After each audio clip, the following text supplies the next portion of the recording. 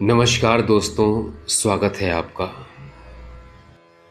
सृष्टि के रचयिता, पालनहार, करता धरता तो सब प्रभु ही है। फिर अभिमान किस बात का? इस संसार में सभी जीव जंतु, पशु पक्षी, वृक्ष, यहाँ तक कि मनुष्य भी ईश्वर के बनाए हुए हैं। इस निर्माण के पीछे सृष्टि के रचयिता का मुख्य उद्देश्य किसी भी कार्य को पूर्ण कराने के लिए सब माध्यम के रूप में इस्तेमाल करना है। जब प्रभु की बनाई वस्तु का उद्देश्य पूर्ण हो जाता है, तब वह इस दुनिया से समाप्त हो जाती है। कहते हैं, अहंकार तो अपने अपने समय के सबसे शक्तिशाली कहे जाने वाले कंस और रावण का भी नहीं रहा। आधुनिक समय में विश्व विजेता कहलाने वाले एडोल्फ हिटलर और नेपोलियन जैसे शक्तिशाली व्यक्ति भी इस अहंकार से चूर चूर हो गए। जिसके अभिमान की गति जितनी तेज होती है, उस मनुष्य का पतन भी उतनी ही जल्दी होता है। यह तब होता है जब मनुष्य को लगता है कि इस संसार में उससे ज्यादा श्रेष्ठ और कोई है ही नहीं। जब वह यह सोच लेता है, तो निश्चित तौर पर वह अपना विनाश खुद कर लेता है। वह जिस बात का गुमान करता है, उस क्षेत्र में तरक्की नहीं कर पाता।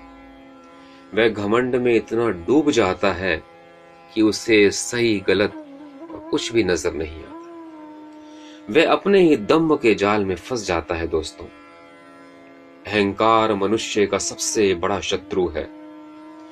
यह मनुष्य की आज की प्रवृत्ति नहीं, बरसों पुरानी है। पुराने समय में बहुतों ने अपने रूप, रंग, शासन, रुतबा, घर और अपनी जीत पर घमंड किया, पर यह ज्यादा समय तक टिक नहीं पाया। जो घमंड करता है, उसका विनाश निश्चित है।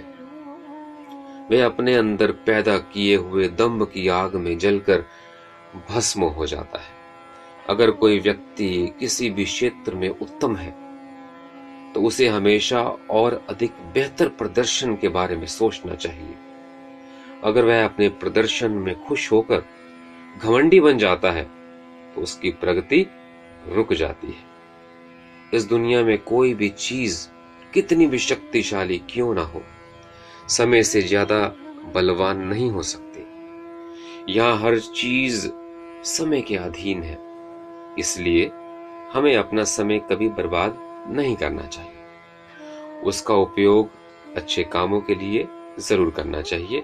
समय ही सबसे अनमोल चीज होती है। दोस्तों, श्रीमद् भगवत गीता के अनुसार अभिमान से मनुष्य को दूर रहना चाहिए। सद्गुणों को अपने जीवन में उतारना चाहिए, क्योंकि इससे जीवन में परम शांति का अनुभव होता है। भगवान श्री कृष्ण ने श्रीमद् भगवत गीता में कहा है कि कोई व्यक्ति किसी के पास 3 ही परिस्थितियों में आता है। पहला भाव में, दूसरा अभाव में, तीसरा प्रभाव में। इसलिए आपके पास जब भी कोई आए, तो उसे पूरा सम्मान दें। पता नहीं वह किस स्थिति में आपके पास आया है। भाव से आया है तो बस प्रेम चाहिए, अभाव में आया है तो मदद चाहिए, और आपको समक्ष समझकर वह आपके सामने आया है।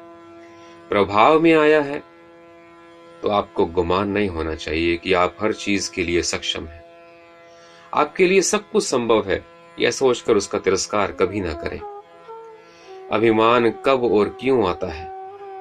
मनुष्य के अंदर थोड़ा सा बल, बुद्धि, धन, ऐश्वर्य और पद मिलने से वह अहंकारी बन जाता है। दोस्तों, और हर समय अपना ही गुणगान करने लगता है। उसे अपने से श्रेष्ठ कोई दिखता ही नहीं। इन्हीं कारणों से अहंकार करने वाले का पतन हो जाता है। जिस व्यक्ति ने गुमान किया, उसका वजूद वक्त के साथ साथ चूर हो गया है।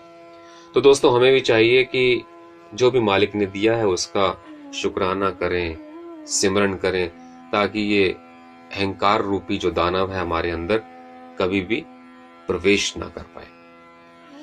दोस्तों, एक बहुत इंपॉर्टेंट और बात है।